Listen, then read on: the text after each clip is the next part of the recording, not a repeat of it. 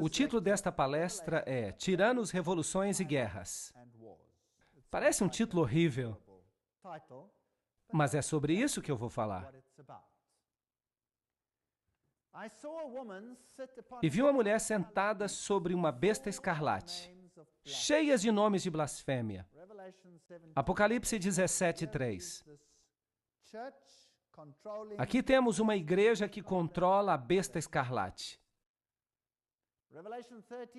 Apocalipse 13:4 fala, e eles adoraram o dragão, sem saber, é claro, que deu o seu poder à besta, e adoraram a besta, que foi definida como aquele poder que governou durante 1260 anos. No entanto, recebeu a ferida mortal, mas há de governar de novo no final dos tempos. E nós já a identificamos como o catolicismo. E eles adoraram a besta dizendo, quem é semelhante à besta? Quem é capaz de fazer guerra contra ela? Aqui estão eles, prostrados diante desta besta estranha.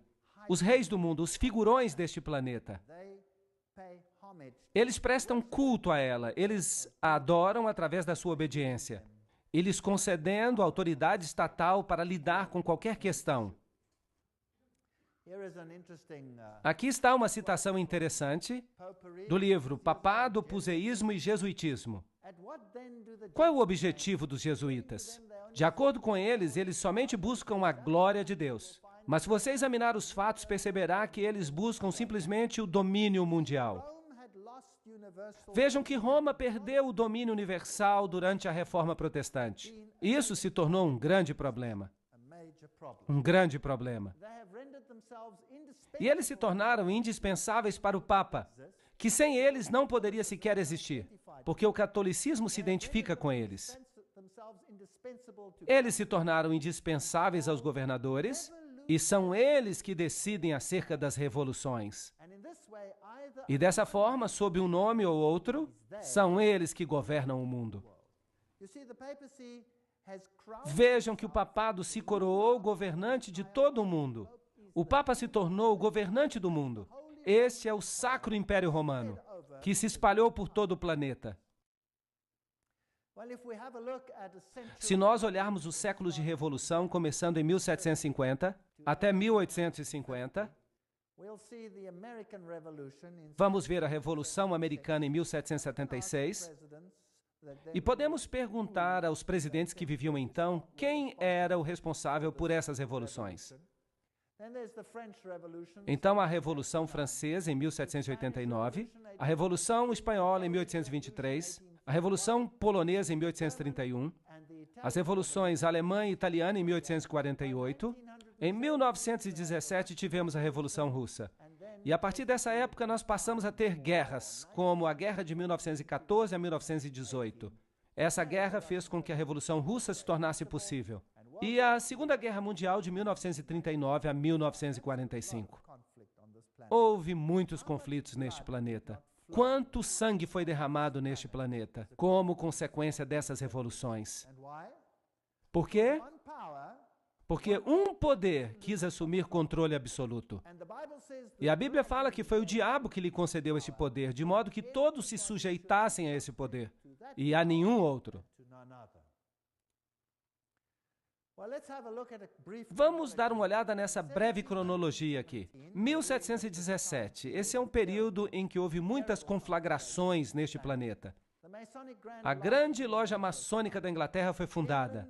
A Inglaterra era um espinho na carne porque ela era uma nação protestante. Então, os maçons se estabeleceram ali para se infiltrar na Inglaterra. Em 1721, a primeira loja maçônica foi fundada na França. Em 1731, Benjamin Franklin foi iniciado como maçom.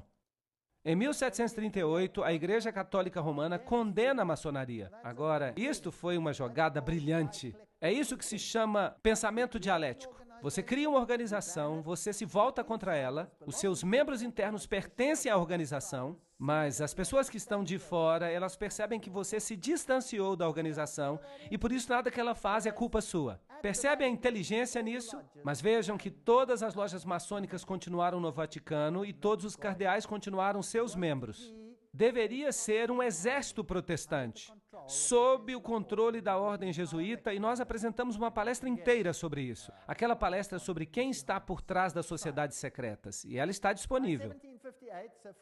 Em 1758, Sir Francis Dashwood funda o Clube do Fogo do Inferno, e Benjamin Franklin visita a Inglaterra para discutir o futuro das colônias americanas com Dashwood. Em 1768, a fundação do rito da observância estrita, ou seja, grau 33º, pelo barão von Hund, com base na tradição templária. Este é um ponto interessante. Então, Frederico da Prússia, ou Frederico o Grande, eu não sei por que eles o consideram grande, mas de todo jeito foi ele que fundou a Ordem dos Arquitetos da África. E é ele que usa o título Illuminati para descrever as suas lojas neomaçônicas. Então, esta é uma história breve, para que nós continuemos. 1770, Benjamin Franklin foi eleito grão-mestre da Loja das Nove Irmãs em Paris. Em 1771, a maçonaria do Grande Oriente foi fundada na França. Em 1776, a Ordem dos Perfectibilistas, ou Illuminati, foi fundada. É assim que eles se chamam, perfeitos. Então, a Revolução Americana começa. Então, por volta de 1776, tudo já estava preparado. Em 1778, Pedro I fundou o Círculo Secreto. Em 1785, o Congresso Grão-Maçônico supostamente planejou a Revolução Francesa. Os Illuminatis foram banidos na Bavária e se tornaram subversivos ali. Em 1789, houve a Revolução Francesa. Em 1784, houve a conspiração dos iluministas para derrubar os monarcas Habsburgs. Eles pertenciam ao Sacro Império Romano. Eles atacaram os monarcas porque a monarquia sempre se opôs ao governo jesuíta. Eles baniam os jesuítas, mas ninguém podia banir o poder da Igreja Católica Romana. Em 1816, John Adams escreveu ao presidente Jefferson: será que nós não deveríamos ter aqui um enxame regular dessas pessoas, disfarçados de forma tão perfeita como somente o rei dos ciganos conseguiria? Disfarçados de pintores, editores, escritores e diretores de escola? Se já houve um corpo de homens que merecesse a condenação eterna na terra e no inferno, é esta sociedade de Loyola. Eles não mediam palavras naquela época, uau! Bem, eles estão falando dos novos jesuítas e eu tenho uma citação para tudo do que eu falo. Muitos escritores nos advertiram dessa grande conspiração dos jesuítas, como, por exemplo, Samuel Morse, o inventor do Código Morse. Ele tentava mostrar que uma conspiração contra as liberdades da República estava agora em plena ação, sob a direção do intrépido príncipe Metternich da Áustria, que sabia que era impossível obliterar esse exemplo encrenqueiro de grande e livre nação pela força das armas. Então tentou realizar o seu objetivo pela agência de um exército de jesuítas. A quantidade de fatos e argumentos que vão provar a existência dessa conspiração vai deixar perplexo qualquer homem que abrir o livro com a mesma incredulidade que nós tivemos. Vejam então que essas eram as pessoas que os presidentes criam que estavam por trás de todas essas conspirações. O próprio presidente Abraham Lincoln disse: os protestantes, tanto do norte quanto do sul, certamente se uniriam para exterminar os sacerdotes e os jesuítas. Se eles soubessem que os sacerdotes, as freiras e os monges que diariamente chegam até as nossas praias com o pretexto de pregar a sua religião, nada mais são do que emissários do Papa e de Napoleão III. Ele também era um maçom. E de outros déspotas da Europa, para prejudicar as nossas instituições, alienar o coração do nosso povo, da nossa Constituição, das nossas leis e destruir as nossas escolas e preparar um reino de anarquia. Aqui, da mesma forma como fizeram na Irlanda, no México, na Espanha e onde quer que haja pessoas que queiram ser livres. Essa é uma declaração e tanto. 50 anos na Igreja de Roma, escrito pelo padre Charles Schinneke. Ele era católico e se tornou protestante. Ele diz que esta guerra não seria possível sem a sinistra influência dos jesuítas. E nós devemos ao Papa o fato de que nós agora vemos a nossa terra vermelha com o sangue dos nossos filhos mais nobres. Abraham Lincoln, 1865, 16º presidente dos Estados Unidos. Esta é uma carta particular de Lincoln, que foi queimada por seu filho Robert, mas foi recuperada por Charles Schinneke. Ele era o confidente pessoal do presidente. Numa carta com data de 22 de janeiro de 1870, Mazzini escreveu a Pike. Pike era um alto maçom. Ele escreveu um manual da maçonaria escocesa. Ele disse o seguinte: Devemos permitir que todas as federações continuem exatamente como estão. Tudo deve parecer como era no início, com seus sistemas, suas autoridades centrais e diversos modos de correspondência entre os altos graus do mesmo rito, organizadas como estão no presente. Mas nós devemos criar um super-rito, que deve permanecer desconhecido, ao qual nós chamaremos os maçons do grau mais alto. Nós vamos escolhê-los. Com respeito aos nossos irmãos na maçonaria, esses homens devem prometer o mais absoluto segredo. Através desse rito supremo, nós vamos governar toda a maçonaria. E ela vai se tornar um centro internacional. Será o centro mais poderoso porque o seu endereço será desconhecido. Então, Albert Pike escreveu uma carta para Mazzini, com data de 15 de agosto de 1871, na qual ele disse que deveria haver uma ordem mundial. Uma única ordem mundial em que todas as nações do mundo se submeteriam ao controle de uma única organização. E para conseguir isso, eles fizeram planos. E há inúmeras citações para isso, eu coloquei várias delas na tela, porque alguém pode dizer, eu não confio nesta daqui, ou naquela outra, ou nesta outra.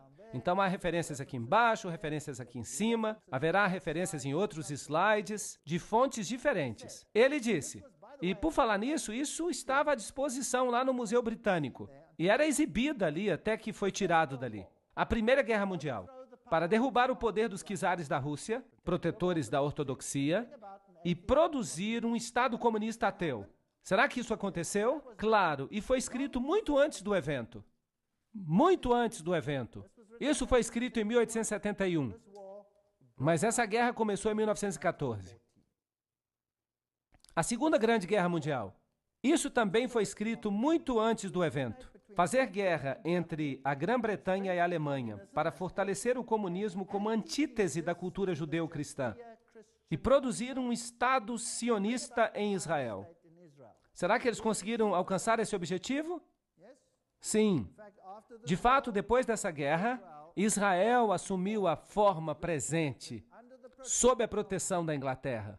E então, interessante, uma terceira guerra mundial, uma guerra no Oriente Médio envolvendo o judaísmo e o Islã, e escalando para dimensões internacionais.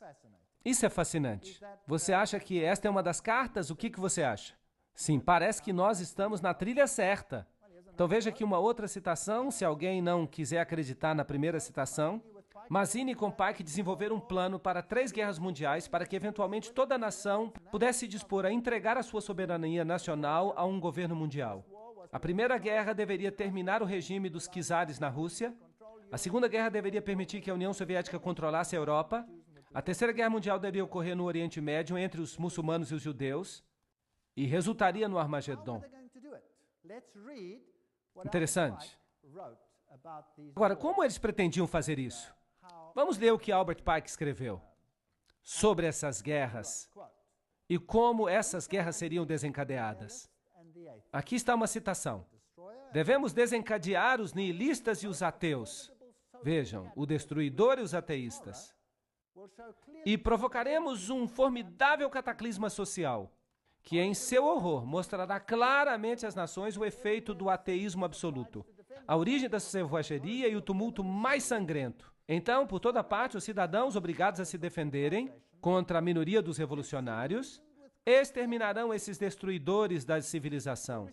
E a massa, desiludida com o cristianismo, receberá a luz pura através da manifestação universal da pura doutrina de Lúcifer. Será a destruição do cristianismo e do ateísmo. Ambos serão conquistados e exterminados ao mesmo tempo. Que plano inteligente! Então você esfrega os 2 sistemas que você criou, um contra o outro, e você criou o ateísmo como antítese contra a cultura judeu-cristã, e você faz com que haja uma colisão entre os 2, até que eles se destruam.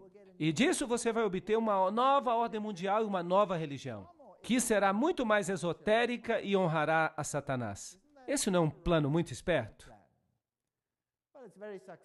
Bem, ele tem alcançado sucesso. É por isso que em latim, ordo ab cao, a ordem que vem do caos. Esse é o lema que a maçonaria usa. Aqui está um de seus documentos, lembram-se? E eu tirei essa foto numa loja maçônica. E Weishaupt, o pai do jacobinismo, Lembra-se que falamos sobre isso quando abordamos Apocalipse capítulo 11? O jacobinismo foi o poder que desencadeou a Revolução Francesa. Falamos sobre isso na palestra de Apocalipse 11. Queda da Bastilha, a liberdade e a razão como deusa, substituindo no trono o cristianismo. Então o cristianismo foi removido e começou um novo reino. A monarquia foi deposta.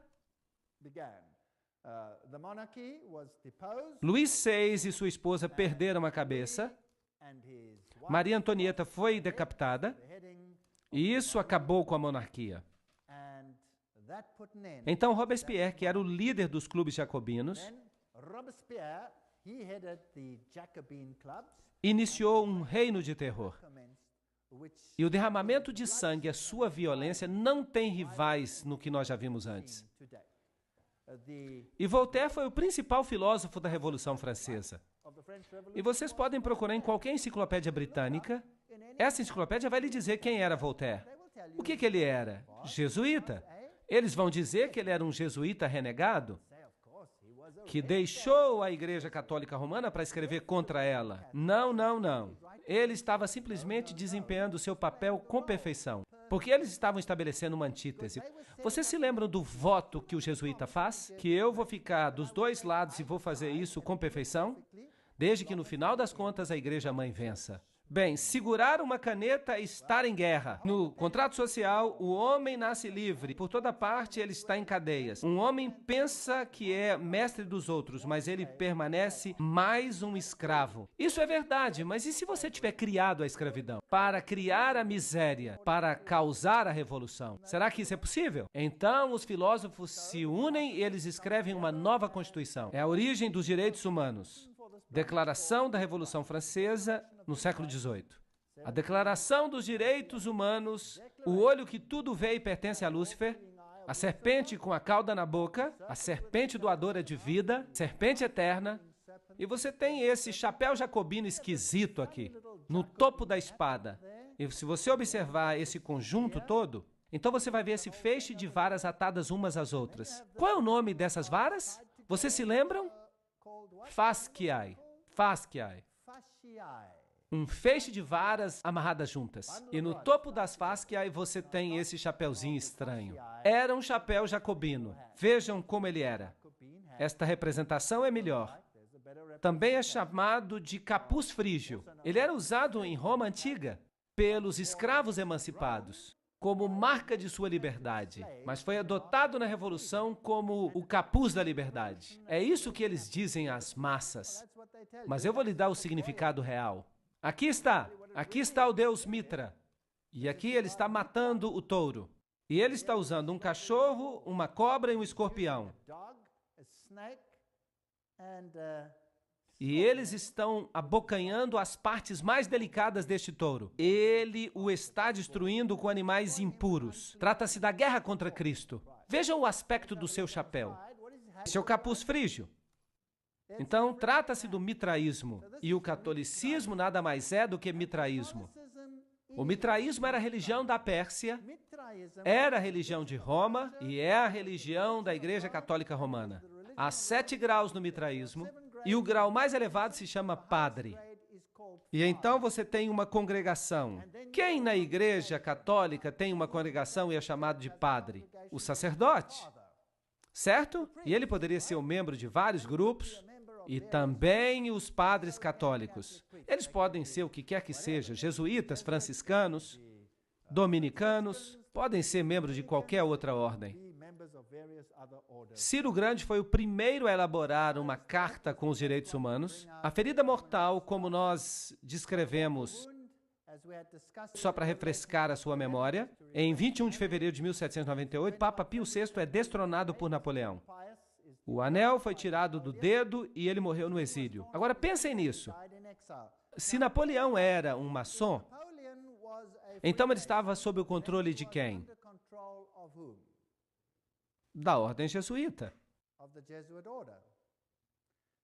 Quem enviou Napoleão a Roma para prender o Papa? A ordem dos jesuítas. Por quê? Eu pensei muito sobre isso.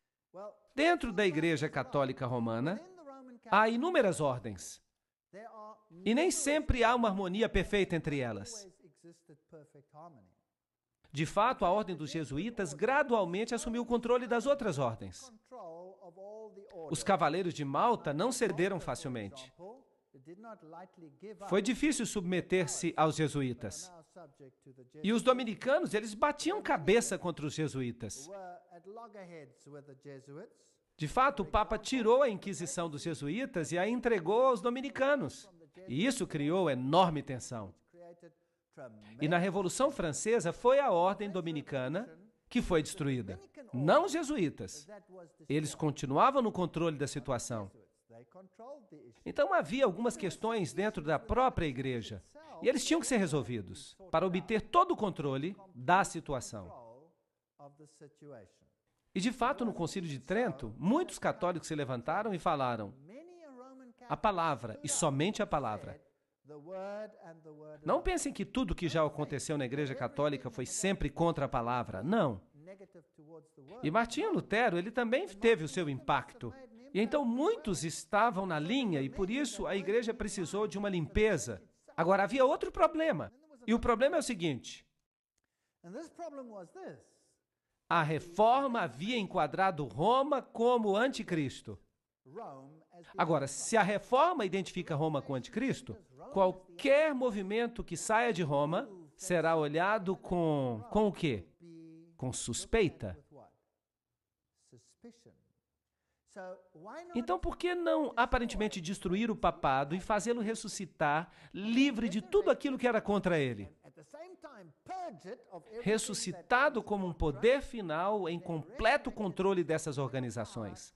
Está fazendo sentido para vocês? Isso seria um truque legal. E tudo aquilo que havia acontecido com aquele papado fraco ali seria desconsiderado, porque não poderia ser dele. Deve ter outra fonte? É assim que as sociedades secretas trabalham. Elas funcionam por trás de fachadas, por trás de fachadas, por trás de fachadas. Então vamos ver o que acontece. Por volta de 1804, Pio VII observa Napoleão se coroando imperador. Então Napoleão assume os estados do Vaticano. Então parece que Roma está diminuindo. Mas em 1848, Mazzini ataca Roma e então o Papa vai para o exílio.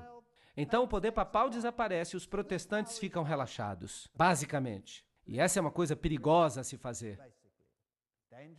Berthier leva o Papa cativo, Weishaupt e seus amigos jesuítas cortam o acesso ao Vaticano, lançando e liderando a Revolução Francesa. Ao dirigirem a conquista de Napoleão da Europa Católica e, eventualmente, fazendo com que Napoleão colocasse o Papa Pio VII na cadeia em Avignon, até que ele concordasse, como preço da sua libertação, a restabelecer a ordem jesuíta. Os jesuítas haviam sido banidos mesmo na Igreja Católica. Imaginem isso! E eles se tornaram subversivos. E houve uma guerra, mas talvez eles tivessem sido banidos para dar a impressão de que havia uma guerra, porque você nunca pode estar seguro. Porque essas pessoas mentem muito. Eu estou falando da história, do que aconteceu. Essa guerra jesuíta contra o Vaticano foi terminada pelo Congresso de Viena e pelo Tratado de Verona, um tratado secreto de 1822. Vejam que isso é uma citação, eu só estou usando citações. Eu não estou inventando nada. Depois que o Papa Pio foi liberto da prisão de Napoleão, ele formalmente restaurou a ordem jesuíta com uma bula papal. A bula é a declaração mais forte que o Papa pode fazer. Em 1814, e o Papa acrescentou, nessa bula, se qualquer pessoa tentar de novo abolir a Sociedade de Jesus, ele incorrerá na indignação do Deus Altíssimo e dos santos apóstolos Pedro e Paulo. Talvez isso tenha sido uma artimanha, um jogo, talvez tenha sido real. Não importa, nós nunca vamos saber a verdade, até que a cortina seja removida um dia. Mas, supostamente, liberdade religiosa. E os revolucionários foram para as ruas. E eles fizeram o que achavam que deviam fazer. Aqui está José Bonaparte. 1768, 1866, se tornou rei da Espanha e ele se tornou um grão-mestre da maçonaria na França. Vejam que aqui você tem todas as conexões maçônicas e isso aqui foi tirado de um livro maçom. São todas fontes maçônicas. E Napoleão era ele mesmo um alto maçom. Estava agora travando guerra em toda a Europa, estava exterminando as monarquias, e então ele entrou em guerra contra a Inglaterra. Agora, quem é que estava no controle da Inglaterra nesse momento? Os maçons. Então nós tivemos a Batalha de Waterloo. E aqui estão os generais. Os generais que lutaram dos dois lados. Michel Ney e von Kraut. Estes estavam do lado de Napoleão. Este era um alto maçom, este era um alto maçom e Napoleão era maçom. Do outro lado, o general Blücher. E quem sabe falar alemão vão se lembrar de um provérbio alemão que significa que o general Blücher foi aquele que deu mais trabalho para Napoleão. Ele era um alto maçom. G. von Scharnhorst também era maçom. Eram todos maçons. E essa guerra, será que ela era de fato uma guerra? Ou era uma guerra de mentirinha? E quem foram aqueles que orquestraram a Primeira Guerra Mundial? Kaiser Guilherme I, o que ele está usando? Ele está usando o avental de maçom. Ele era um maçom, era isso que ele era. E aqui está o Kaiser Frederico o Grande. Vocês estão vendo que ele também está vestido como maçom? E você pode encontrar essas figuras nos livros de maçonaria. Eles se orgulham de que esses reis todos eram maçons. Então, todas essas guerras foram planejadas por maçons. E quem é que governava os maçons? Os jesuítas? Vamos agora dar uma olhada nos Estados Unidos. Aqui está o Capitólio, esse grande prédio. Aqui está a pedra fundamental do prédio, construído maçonicamente em 17 de setembro de 1932. Porque naquela época, os Estados Unidos já eram governados por maçons. Claro que o povo comum não sabe disso, as instituições continuam as mesmas, mas estão sendo infiltradas. Se você observar a arquitetura, a águia, o simbolismo, o que você tem aqui é a adoração ao sol. Este é o mapa da cidade de Washington. Este é um simbolismo maçônico. Você tem aqui um bode de cabeça para baixo no mapa da cidade. Aqui você tem o compasso. E tudo funciona em blocos de 13. Por exemplo, o templo maçônico fica na rua 13. Todo o mapa da cidade de Washington é organizado de forma maçônica, dedicado a Lúcifer. Claro que os habitantes não sabem disso. A Casa Branca é construída com esta tremenda estela por perto, a altura da qual é 555 pés, não 666, porque este número pertence a uma hierarquia superior em Roma, mas temos 555.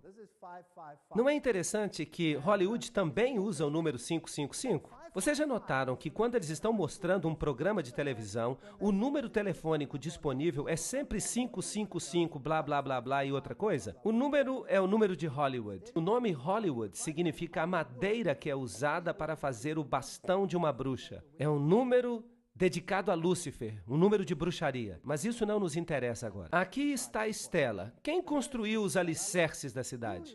Foram os maçons, então vamos ver o significado disso. Aqui está a enciclopédia da maçonaria. Esta vai ser a nossa fonte agora. Os obeliscos foram originalmente construídos em honra ao Deus Sol. Essa conexão vem da adoração egípcia ao Falos. Bem, aqui é o membro masculino. E ele está na Casa Branca. Bem, nós não temos que continuar por muito tempo, porque ele é dedicado a Ísis, a Osíris.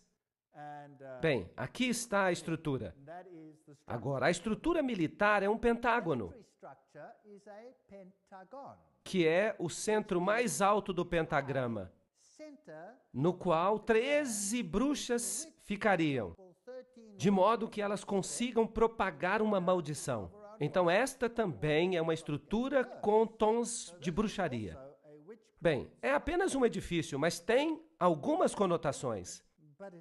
Bem, também a França, que tem uma nova filosofia, uma ordem para o novo mundo, e ela enviou aos Estados Unidos um presente, a Estátua da Liberdade. Então vamos perguntar à Unesco o que ela significa. A Unesco diz, os 7 raios de sol que emanam do halo de Mitra, aqui está o deus Mitra, simbolizam o seu triunfo sobre as forças das trevas. Agora, vocês precisam entender. Lúcifer diz que Miguel e seus anjos representam as forças das trevas e que Jeová é o diabo. Isso não é terrível? Lembram-se disso? E aqui está a Unesco nos dizendo que a cabeça da Estátua da Liberdade é adornada com 7 raios de mitra. Aqui está a tocha de Lúcifer. Porque não interessa se Lúcifer é homem ou mulher, porque Lúcifer é androgênico. Aqui está a pedra fundamental, neste lugar, em 5 de agosto de 1884. A pedra fundamental do pedestal da Estátua da Liberdade, clareando o mundo, isto é, iluminação, foi lançada com uma cerimônia por William Brodie, grão-mestre dos maçons. E aqui está o símbolo maçônico. Então, a Estátua da Liberdade é maçônica. E tudo vai parecer maçônico à medida que nós continuarmos. Texe Marrs escreve que, pairando sobre as águas brilhantes mas poluídas, ela segura em seu braço estendido e na sua mão uma tocha de fogo e luz. Um presente da ordem maçônica, os herdeiros modernos da herança Illuminati. A Estátua da Liberdade foi esculpida por Frédéric Bartholdi, membro da loja maçônica de Alsácia-Lorraine, em Paris, França. A estátua é significativa para as sociedades secretas que estão planejando a nova ordem mundial. E continua. Por volta de 1854, Pio proclamou a concepção imaculada da Virgem Maria. Maria sempre esteve no catolicismo romano.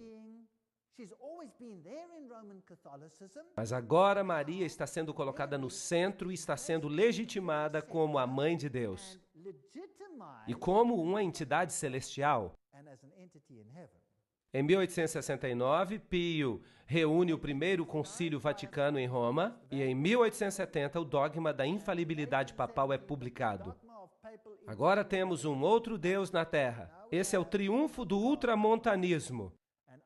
Os jesuítas passam a garantir que todo o poder se concentra nas mãos de um homem.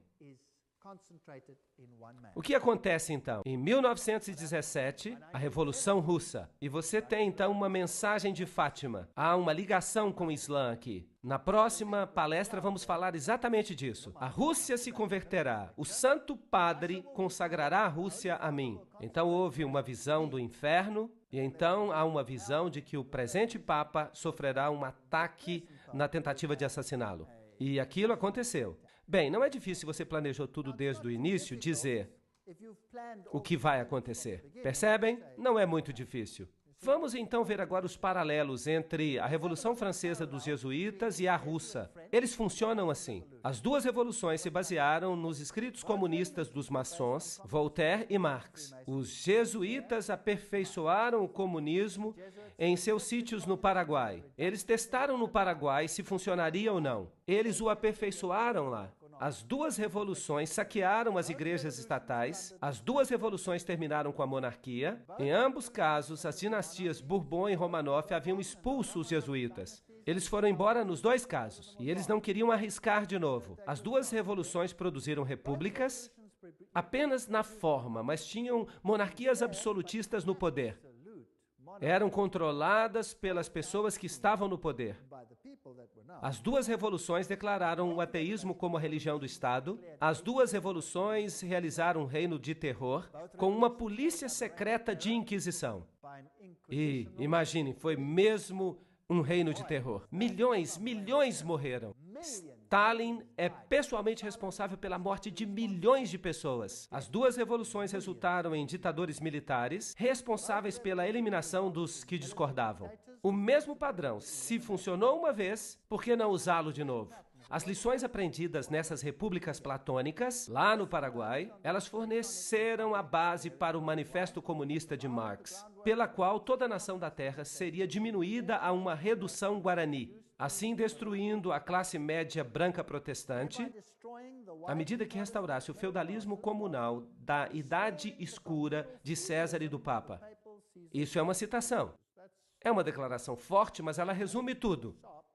Então, Karl Marx, em 1844, escreveu o Manifesto Comunista. Foi neste momento que ele o escreveu. E ele foi publicado em 1848. Em 1928, um concílio papal na Alemanha influenciou o Partido Católico de Centro, tornando-o de direita, e ajudou a promover Hitler ao poder. Agora, quem é Adolf Hitler? Em 1929, Pio dissolve o Partido Católico. Ele já tinha feito o seu trabalho e as pessoas já estavam prontas para votar. E no mesmo ano ele se coroa como soberano do mundo. Que arrogância! Agora o Papa se tornou o soberano do mundo. No mesmo ano, ele assina alguns documentos. Agora, um governante precisa ter um país e ele então recebe de volta o seu pequeno estado, o menor estado do mundo. E agora, de novo, o papado volta a ser uma entidade política. Ele tinha estado morto, ele não era naquela época uma entidade política, e é por isso que a besta recebeu uma ferida mortal. E agora ele retoma o seu poder. E agora, de novo, ele volta a ser uma besta. A sua ferida foi curada. Está certo? É por isso que o jornal São Francisco Chronicle, quase citando a Bíblia, diz: ao assinarem esse documento, a ferida foi curada. Agora estamos prontos para a guerra. 1934. Na Iugoslávia, uma organização chamada Ustashi é fundada e ela é uma organização terrível. Seus membros acabam assassinando o rei Alexandre da Iugoslávia. Agora, os Ustashi são uma organização militar com aspectos nazistas e eles praticamente mataram os sérvios. Eles matavam todo mundo que era ortodoxo, forçando-os a se tornarem católicos ou a morrerem. Tinham que escolher um dos dois. Mas ninguém fala nada sobre essa matança que ocorreu aqui nessa época. Em 1941, a Croácia se declara independente. E a matança começa. Este é o homem que é agora Papa, o cardeal, o secretário de Estado Eugênio Pacelli. Aqui está a sua família, todos com conexões maçônicas. E eles também têm o Banco de Roma à sua disposição. E eles têm o dinheiro de Rothschild. E Rothschild tem conexões maçônicas. E aqui está Pio XII após a sua eleição. O seu claustro tem o número simbólico 13. É um número muito importante na maçonaria. E produziram para ele um selo com um triângulo maçônico. E aqui está ele com o símbolo maçônico, assim como Alexandre disse que tinha. E algo mais. A partir desse momento, o Papa passa a usar o éfode. Uma pequena placa que era usada também pelos sacerdotes de Israel. Agora vamos fazer uma pergunta a Albert Mackey, um maçom do 33º grau, para explicar para nós o que isso significa. E ele diz: o sumo sacerdote da loja maçom do Arco Real de 1859 a 1865, nos Estados Unidos, declara na sua obra padrão, aqui está ele, é ele que declara, que o sumo sacerdote da loja maçônica do Arco Real oficialmente usa o éfode. Então, quem é o sumo sacerdote da maçonaria?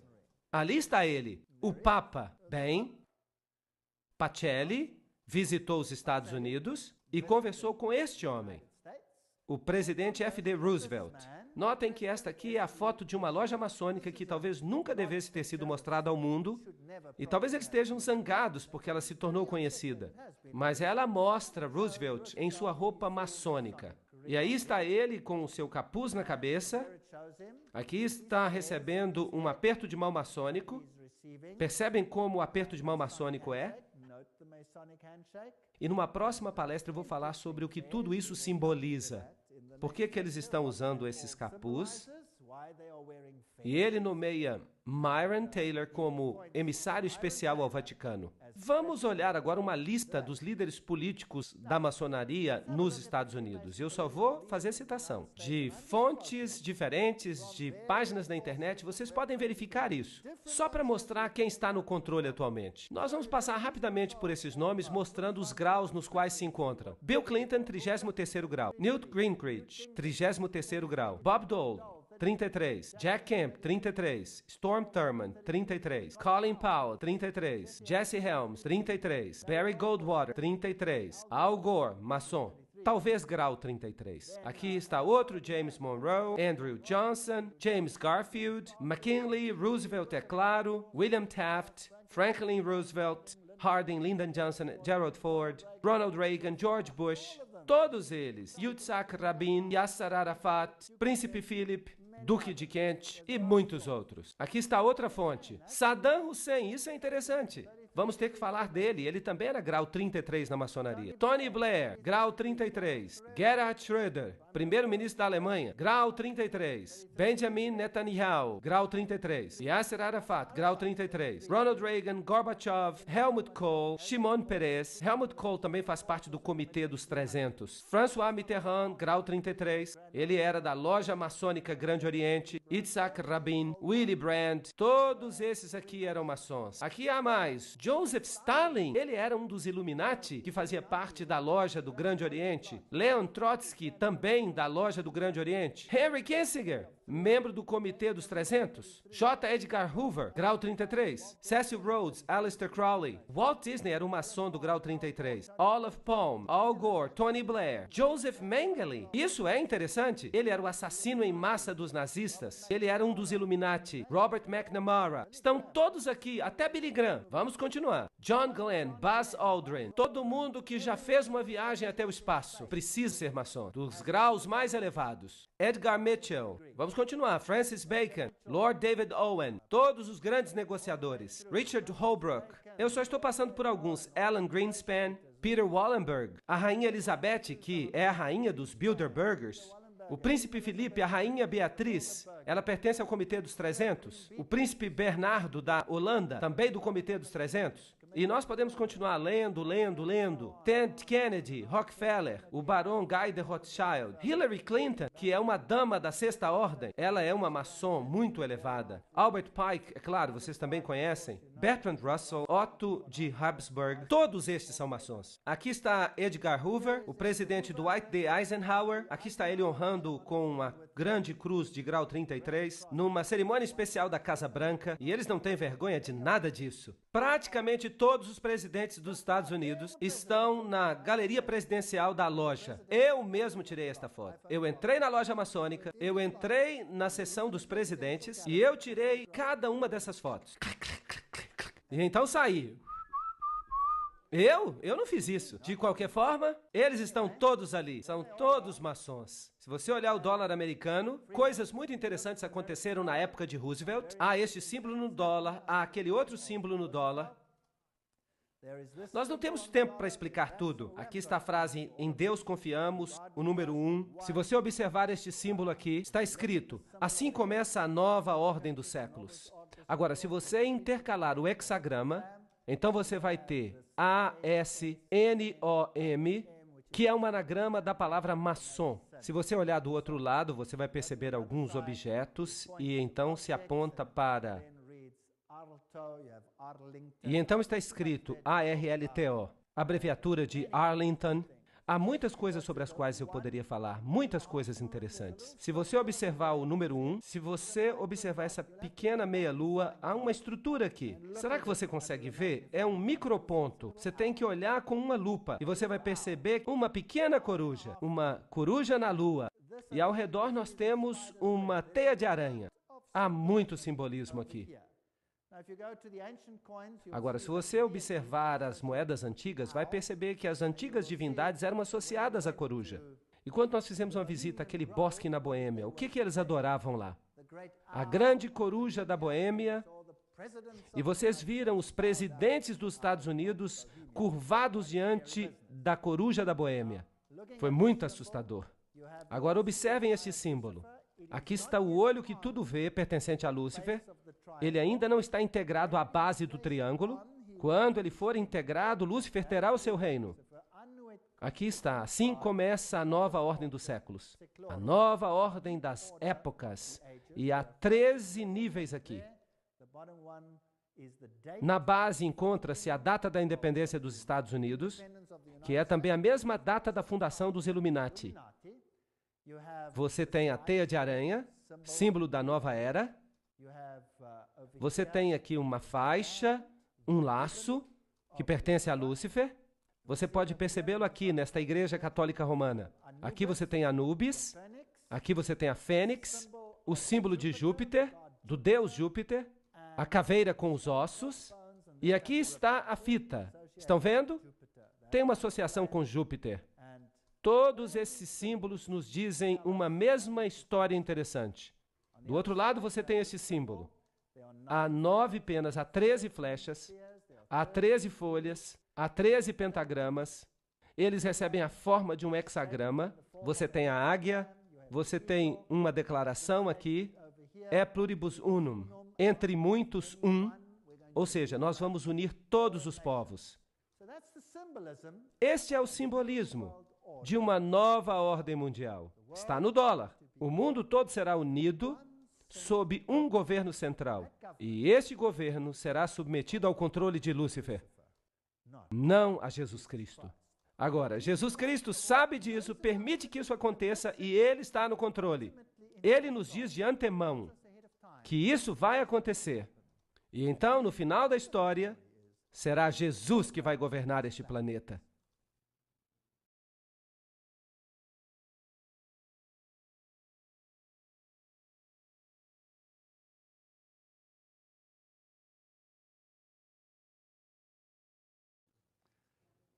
Na sessão anterior, estávamos vendo o simbolismo na nota de dólar. E vimos todos esses símbolos. Tudo é maçônico. E esses símbolos apareceram na nota do dólar depois da época de Roosevelt. Apocalipse 13:11. E eu vi outra besta vindo da terra, e ela tinha 2 chifres como de um cordeiro, e ela falava como um dragão. Vamos tratar desta profecia em detalhes, em uma outra palestra. E ela exercita toda a autoridade da primeira besta, e nós vamos descobrir que se trata do catolicismo romano, e faz com que a terra e seus habitantes adorem a primeira besta, cuja ferida mortal foi curada. Aqui temos um aliado protestante que vai reforçar as ordens católicas. Mas eu vou falar sobre isso em outra palestra, que se intitula Duas Bestas que Ficaram Amigas. Até a arquitetura é interessante. Aqui está a Basílica de São Pedro, aqui está o prédio do Capitólio.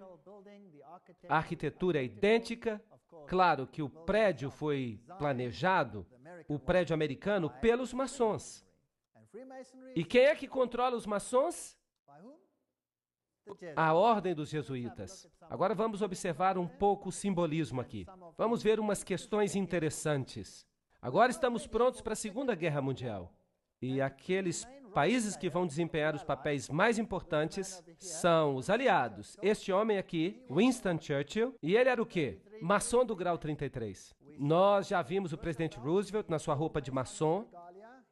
Ele era maçom do grau 32 ou 33. E aqui temos Stalin. Claro que ele era membro da loja do Grande Oriente. Isso significa que ele era maçom de grau 33. Todos do mesmo lado. Trecho de um relatório do embaixador Harriman em Moscou ao Departamento de Estado no dia 30 de junho de 1944. Stalin pagou tributo à assistência oferecida pelos Estados Unidos à indústria soviética antes e durante a guerra. Ele disse que cerca de 2/3 de todas as empresas industriais na União Soviética foram construídos com a ajuda dos Estados Unidos e sua assistência técnica. O outro terço com a ajuda inglesa. Então, quem construiu a União Soviética? Quem a construiu? O Ocidente. O Ocidente a financiou e construiu. Aqui você vê Winston Churchill na sua loja maçônica druida, com todos os seus amigos druidas ao seu redor. Bem, eu estou falando de fatos reais, eu não estou fazendo conjecturas. Você se lembra de Pearl Harbor? Felizmente, os 50 anos da declaração de segredo já passou, e agora sabemos como fato, porque isso já foi revelado, que os americanos sabiam que Pearl Harbor ia ser atacado, não é verdade? E eles decidiram que eles não fariam nada a respeito. Por quê? Porque eles precisavam de um incidente para iniciar a guerra. A Constituição americana não permitia que os Estados Unidos entrassem na guerra, e eles precisavam de um incidente. Por isso, eles o criaram. De fato, isso é um assassinato em massa do seu próprio povo, não é verdade? Eles sabiam a respeito, já era conhecimento comum. Isso está nas notícias, acabou-se o pacto de segredo dos 50 anos, e agora ninguém mais pode negar isso. É um fato. Então, os Estados Unidos, já uma vez na história, matou milhares dos seus habitantes para permitir que uma coisa que não era possível antes se tornasse possível depois. Já que tiveram sucesso uma vez, vocês acham que eles podem repetir isso? Eu fico imaginando. E o outro lado? Hitler. Hitler disse, eu aprendi muito da ordem dos jesuítas. Até agora, nunca houve nada mais grandioso na Terra do que o sistema hierárquico da Igreja Católica. Eu repeti muito de sua organização no meu próprio partido. A SS foi constituída de acordo com os princípios dos jesuítas. Himmler, o chefe da SS, tinha uma conexão íntima com os jesuítas através de seu pai e irmão. Hitler falou dele: eu posso ver que Himmler é o nosso Inácio de Loyola. E Joseph Goebbels também era um jesuíta treinado.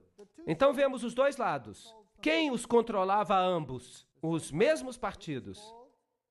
Isso é chamado de tese e antítese. Goebbels, Himmler, esses homens eram jesuítas. Eles eram fascistas. Adolf Hitler, fascista, usando o simbolismo do Deus Sol. A cruz maltesa, os símbolos do Deus Sol. Aqui está ele com Hindenburg. Ele mesmo era maçom. Tudo isso foi planejado. Ele ganhou os jovens para que ficassem de seu lado. Uma das principais personagens católicas a ajudar Hitler a assumir o poder foi Franz von Papen.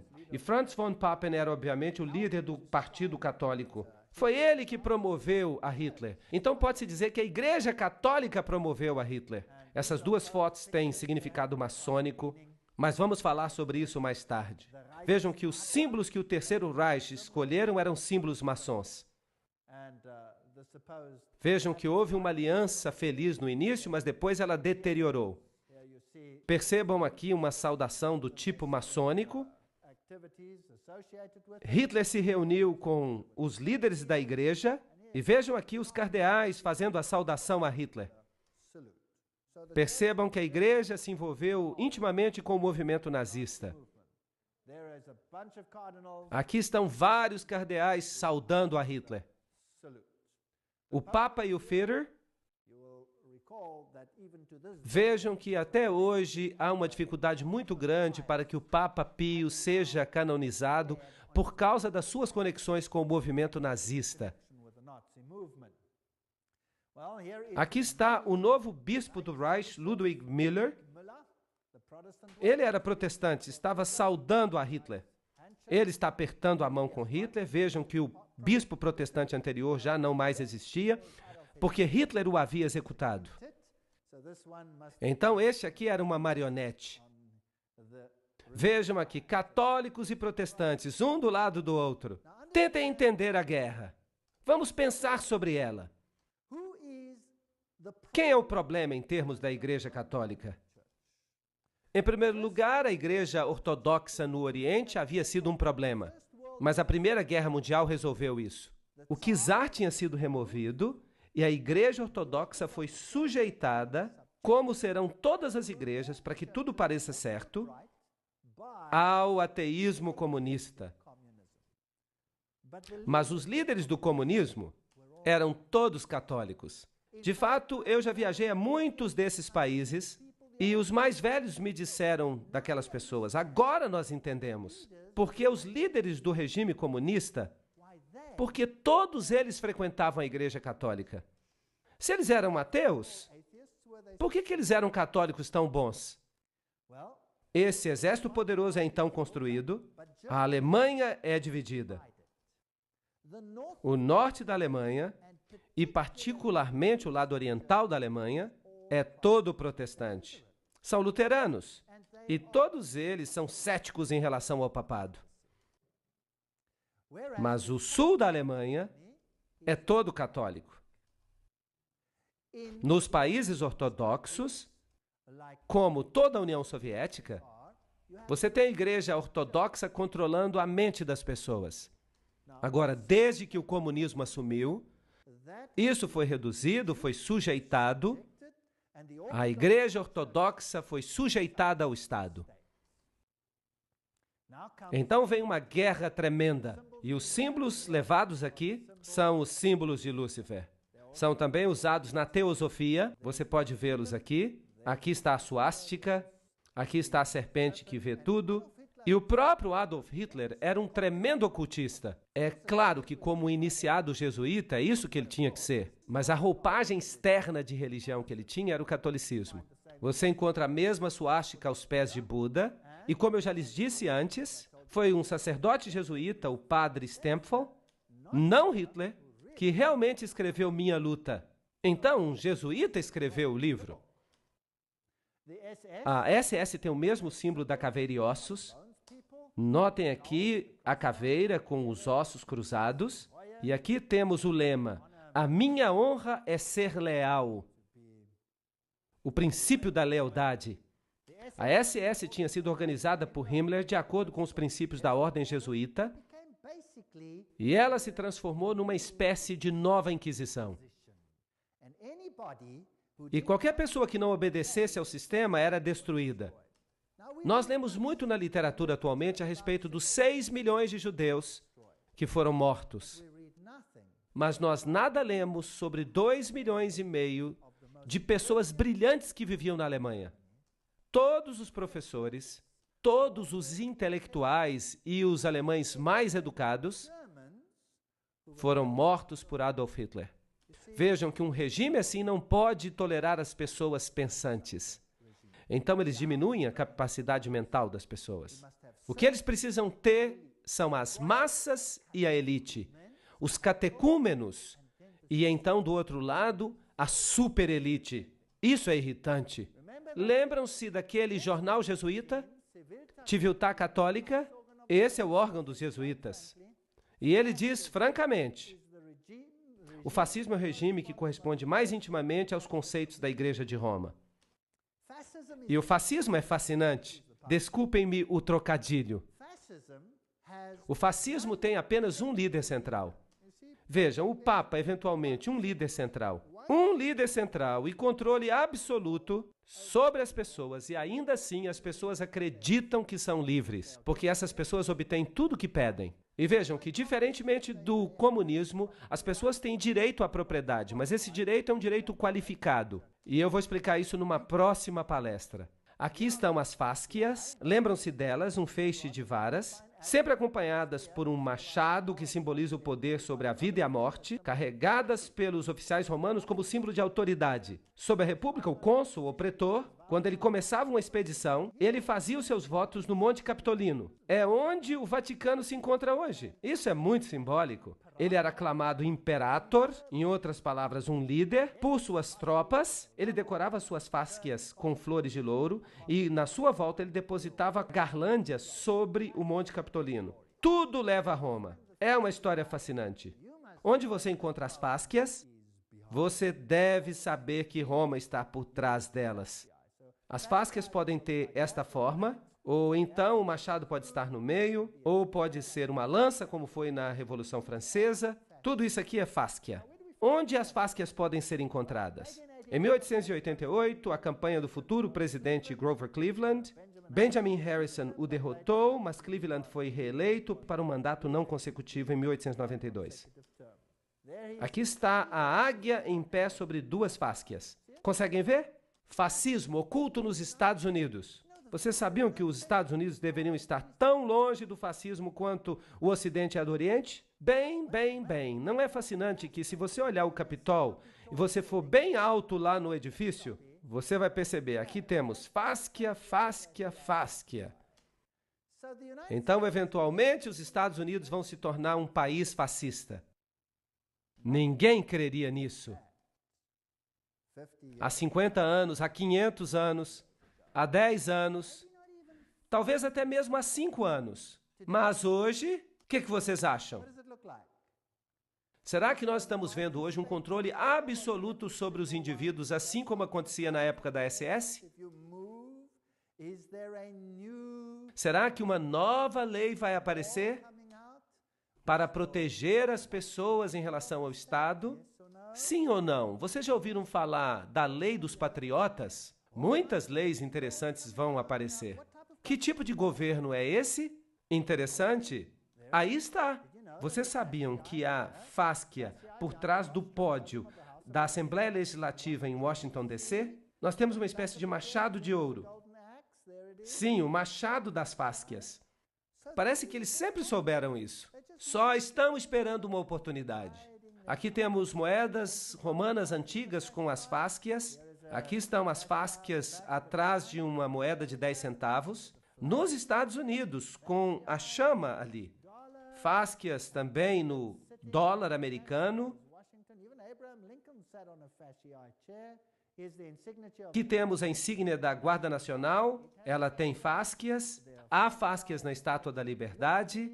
Vamos ler o que Anthony Sutton, lembram-se desse homem? Ele escreveu sobre caveiras e ossos e ele foi educado nas universidades de Londres. Ele era um pesquisador da instituição Hoover, era um homem importante. Vamos ver o que ele tem a dizer. Como a ordem cria guerra e revolução. Nós falamos sobre caveira e ossos. Eles são os Illuminati e eles são os jesuítas. Eles trabalham por trás dos bastidores. A história operacional da ordem só pode ser compreendida dentro do panorama do processo dialético hegeliano.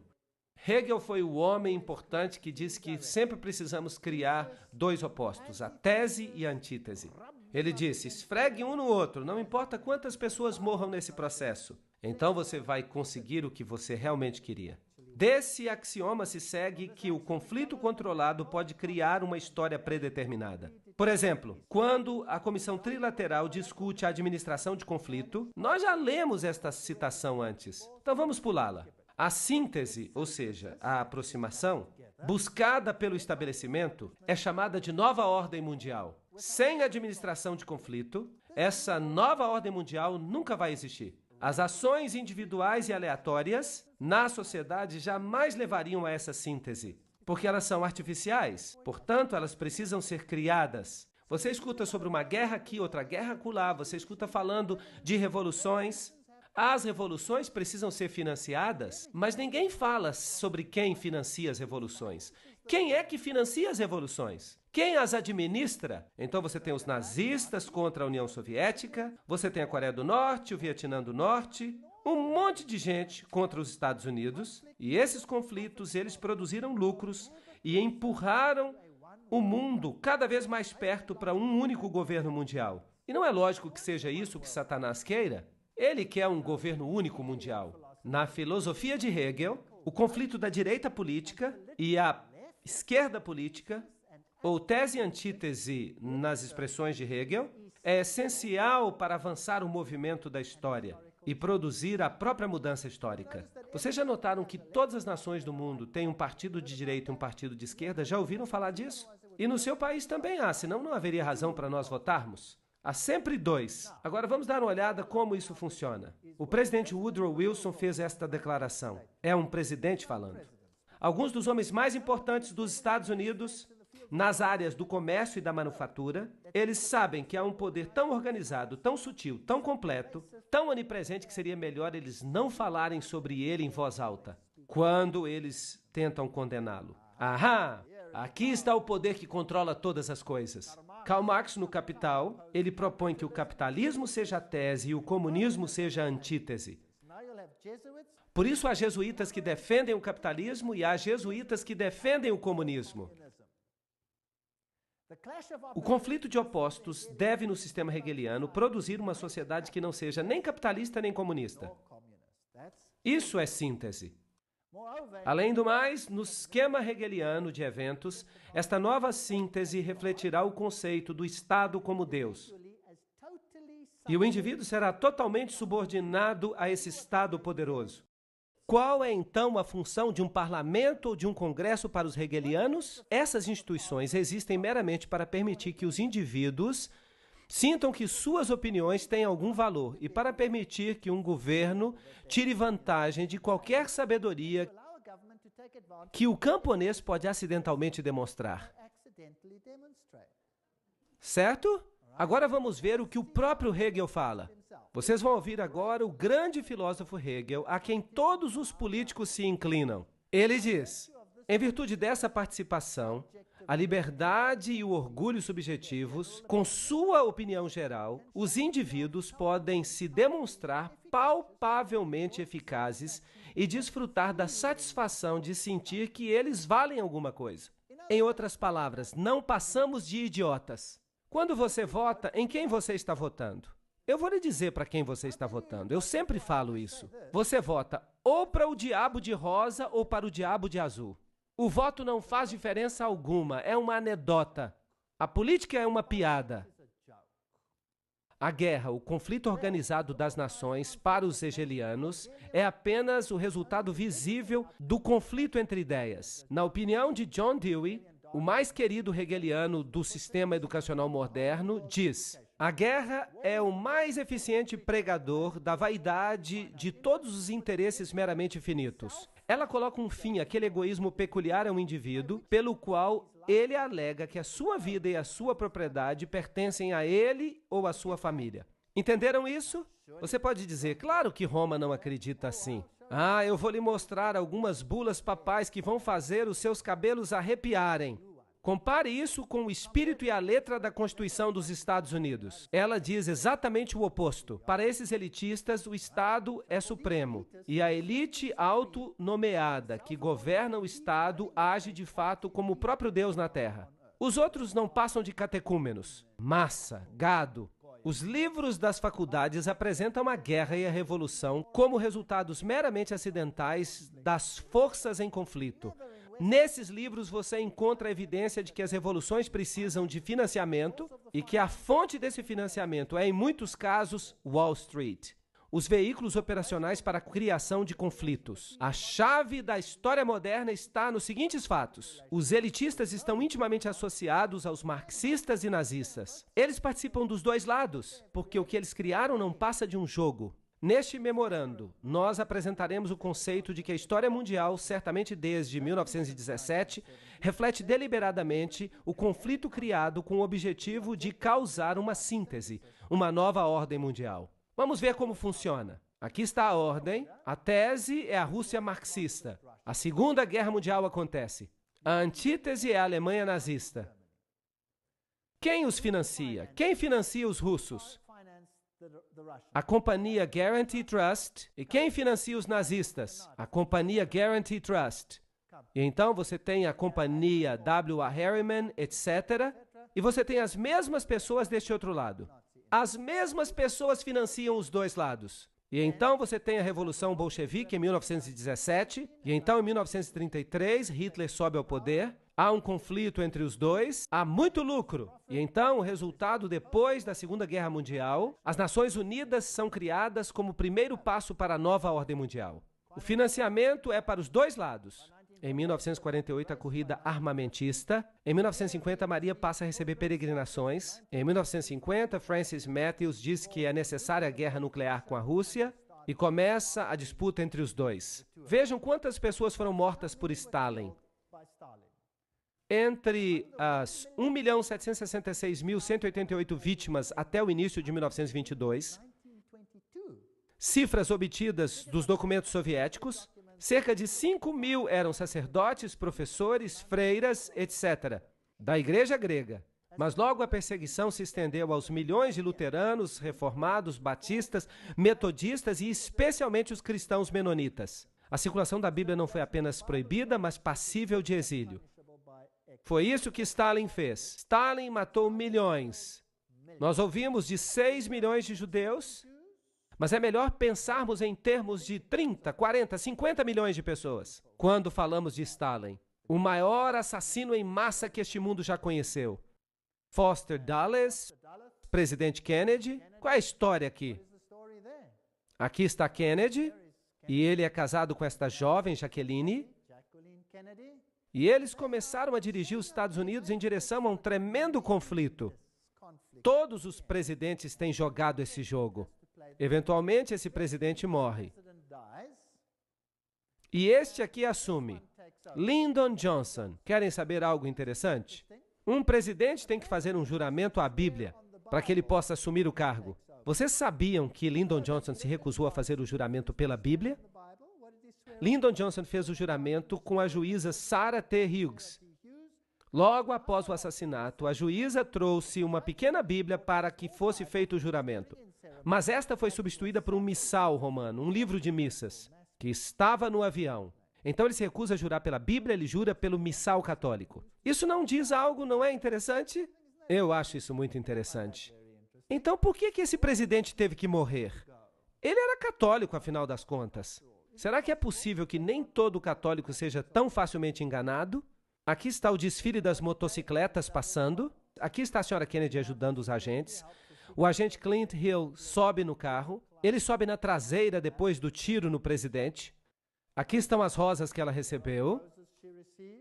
Muito interessante. Aqui está Dallas.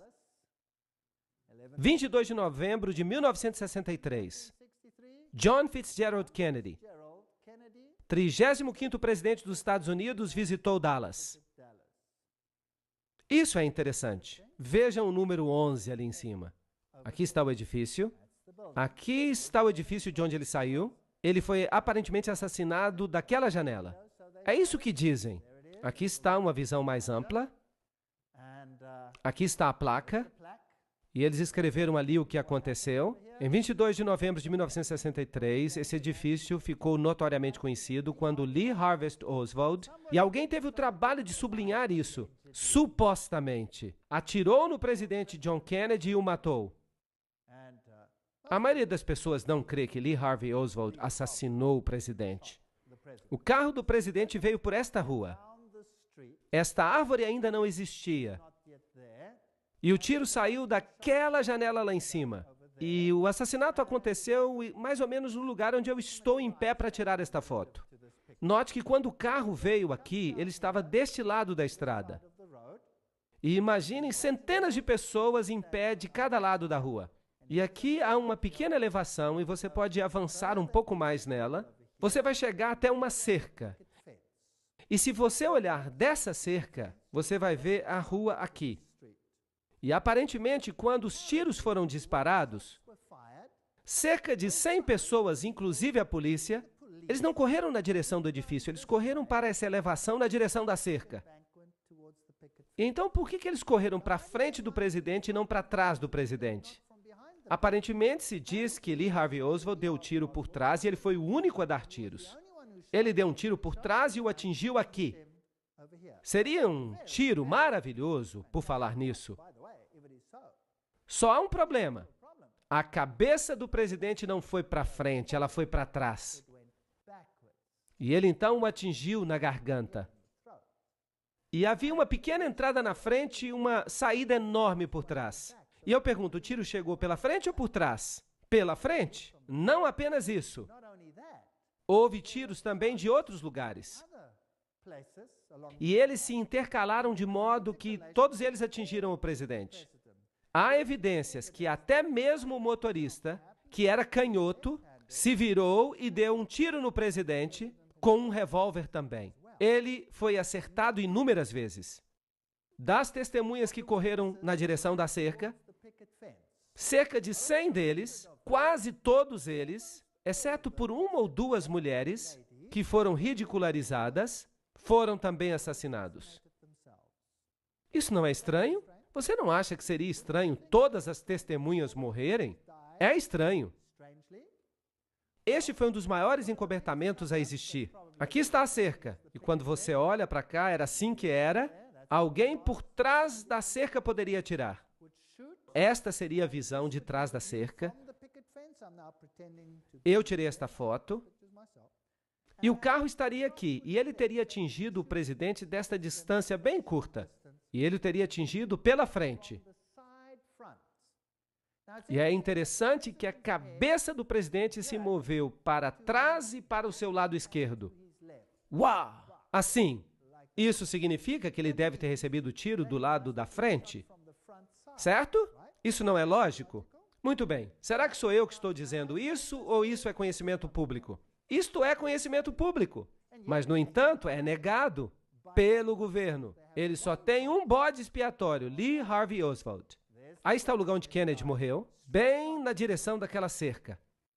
Vamos olhar então como morreu JF Kennedy.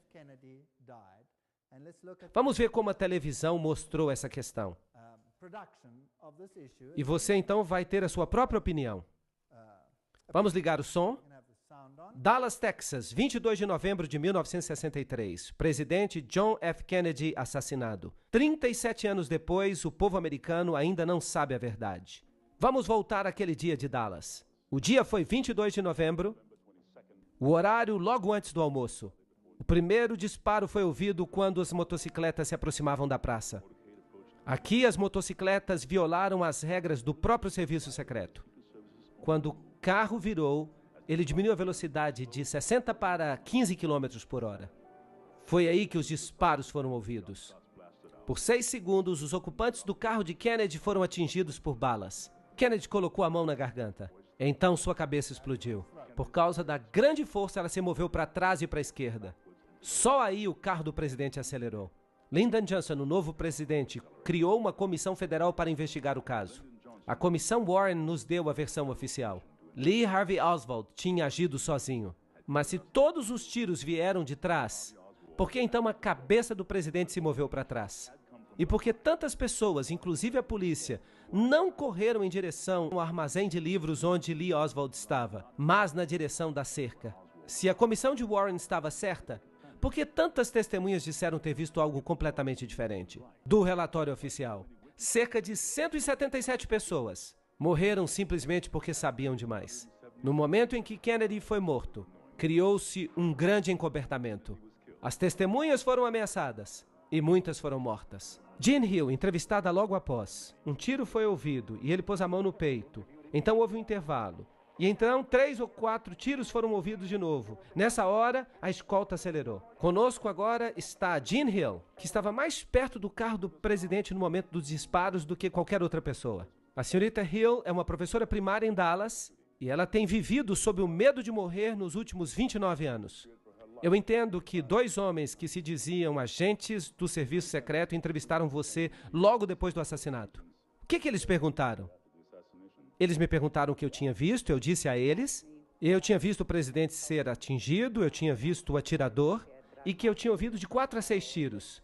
Mas eles me disseram que eu não tinha ouvido mais do que 3 tiros. Você foi entrevistada por outros policiais? Sim, eu fui entrevistada por um outro inspetor. Ele tentava o tempo inteiro desacreditar as coisas que eu dizia. Ele me acusava das coisas mais ridículas, de ter um caso fora do casamento, que eu estava buscando publicidade e que eu era uma mentirosa. Nós encontramos os fatos reais e certamente ninguém, nos 25 anos que se passaram, refutou as nossas conclusões básicas. Foi o inspetor que inventou a teoria da assim chamada bala mágica. Ele diz que a mesma bala passou por Kennedy e pelo governador do Texas, John Connally.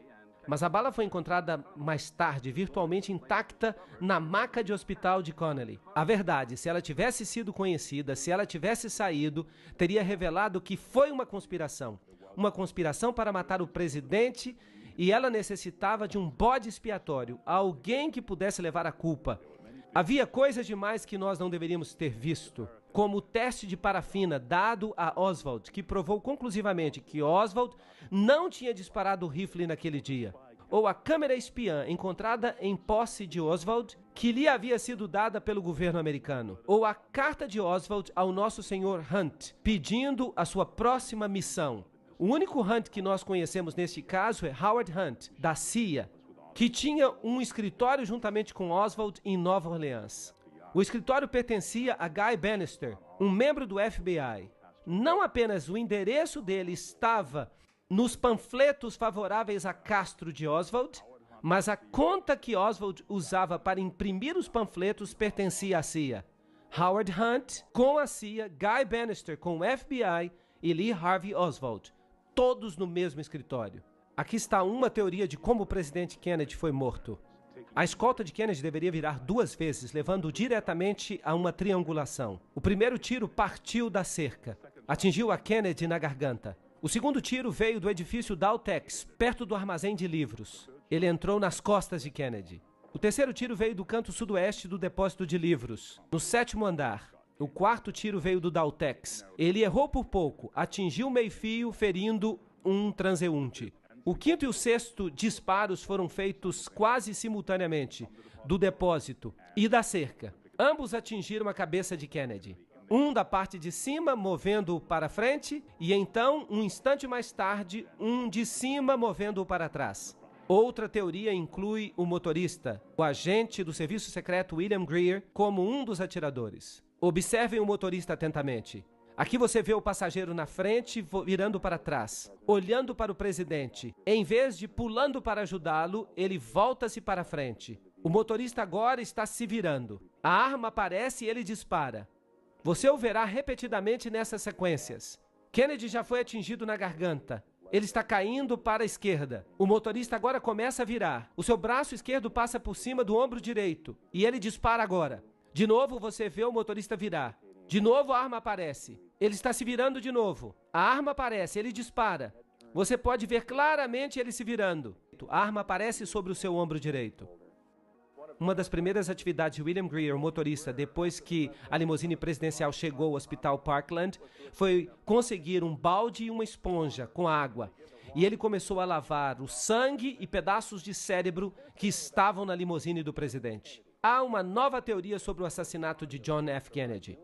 Um cientista do governo diz que as fitas da polícia dão nova evidência de um segundo atirador. Se puder ser provado que o barulho na fita é um disparo e que ele de fato veio daquela colina cheia de grama, então teríamos evidência de que havia um segundo atirador, além de Harvey Lee Oswald. Mas até agora, poucos concordam com as conclusões a que chegou Thomas. Eu gostaria de saber por que demorou tanto para que esta informação e a verdade fosse exposta. Em primeiro lugar, ela não foi exposta ainda, e eu não acho que ela jamais o seja. Os segredos do governo têm uma finalidade, e uma finalidade apenas. Não é impedir que os inimigos saibam o que está acontecendo, mas é impedir que o povo americano saiba o que está acontecendo. E toda evidência que existe, ou pode ter existido, que implicaria o governo no assassinato de Kennedy, pode-se ter certeza que essa evidência foi agora destruída. Então, mesmo que mostremos tudo agora, as chances de resolver o assassinato de Kennedy e atribuir a culpa a um partido suspeito é quase impossível. Por que alguém mataria um presidente dos Estados Unidos tão popular? Kennedy estava alterando o status quo. Ele sabia que ele não podia mais confiar na CIA. Ele estava transferindo as operações secretas diretamente para os chefes de Estado. Logo depois disso, ele despediu Alan Dulles, que tinha sido diretor da CIA desde 1953. Kennedy continuava a fazer inimigos, embora evitasse confrontações. Ele até ordenou que as tropas americanas saíssem do Vietnã. Bem, vocês perceberam o motorista se virando, se vocês conseguiram. É difícil de ver. Você viu a cabeça virando para cima. Você deve ter visto tudo isso. O livro Assassinos do Vaticano diz que depois do fracasso da invasão da Baía dos Porcos, o presidente Kennedy mudou. Por causa da traição do Conselho de Jesuítas com respeito às relações estrangeiras na pessoa de McGeorge Bundy, ele procurou quebrar a CIA em milhares de pedaços. Agora, a CIA é o serviço secreto. Para que quebrar isso?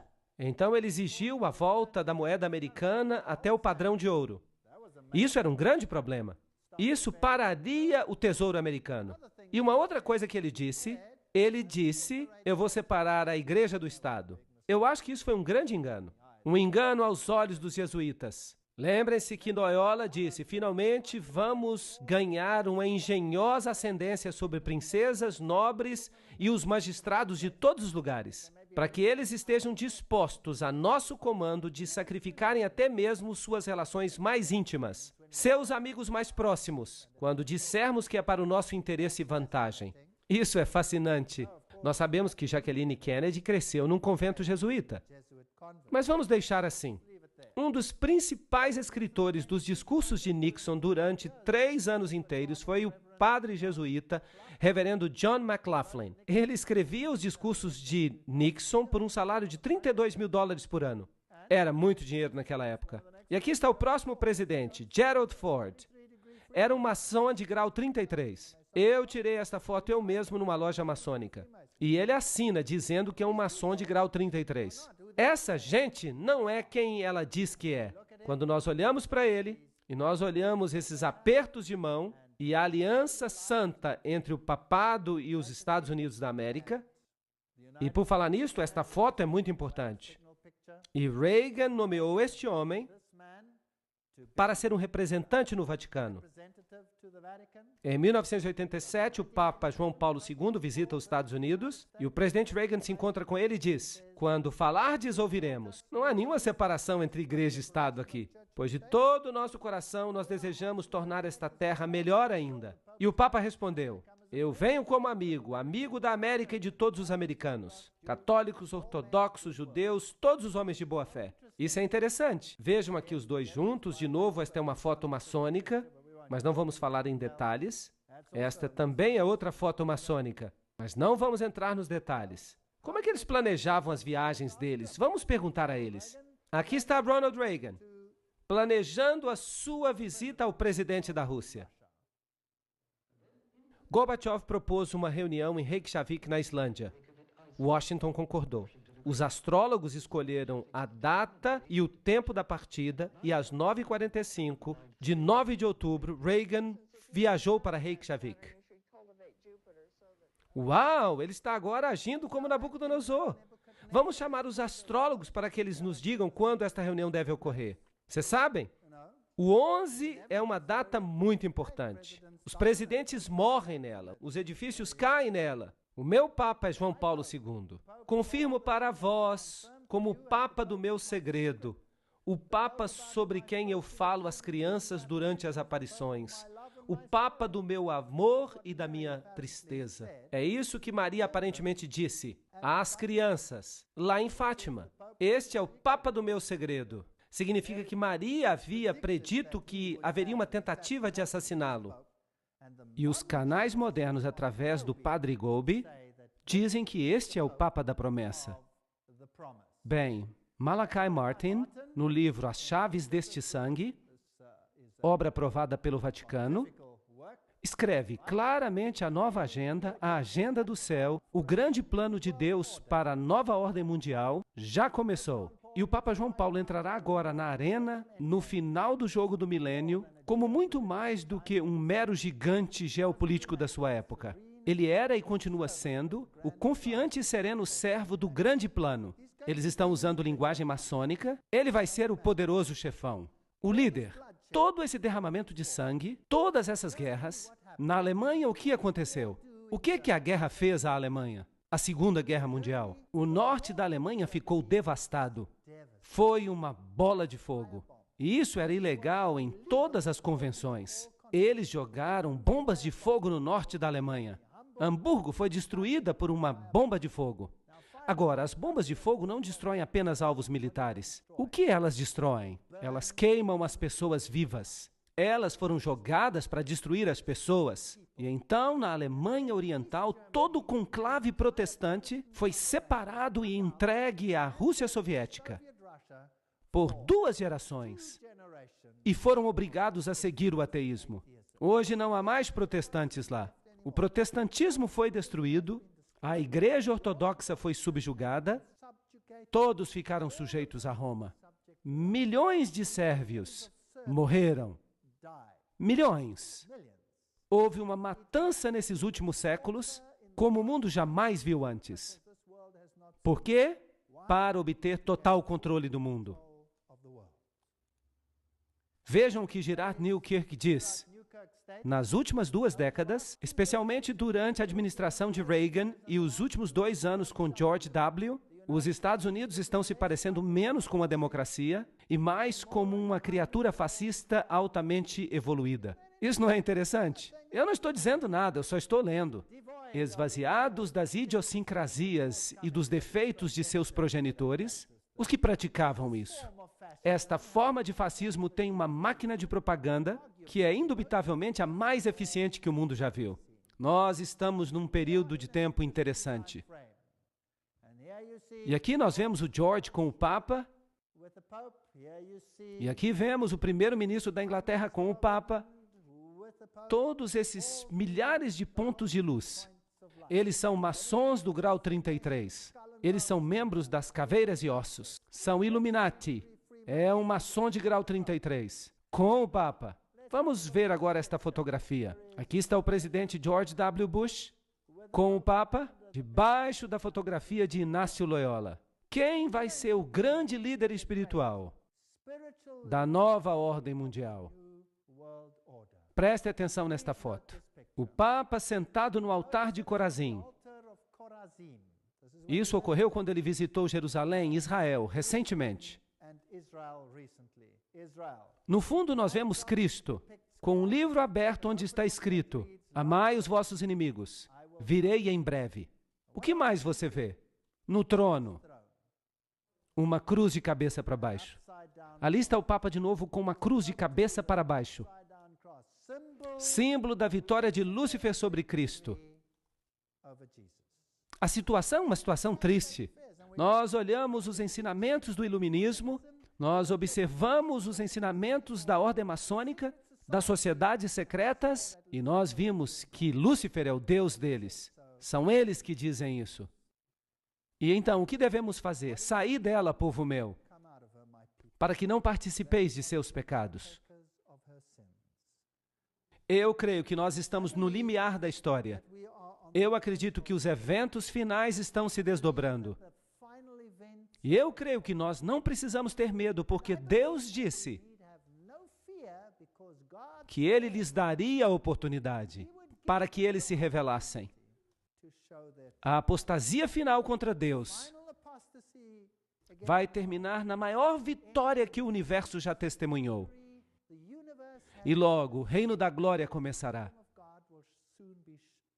Bem, se você pensa que nós estamos falando de um futuro distante, eu tenho uma notícia para você. Está às portas. Jesus está voltando. Obrigado.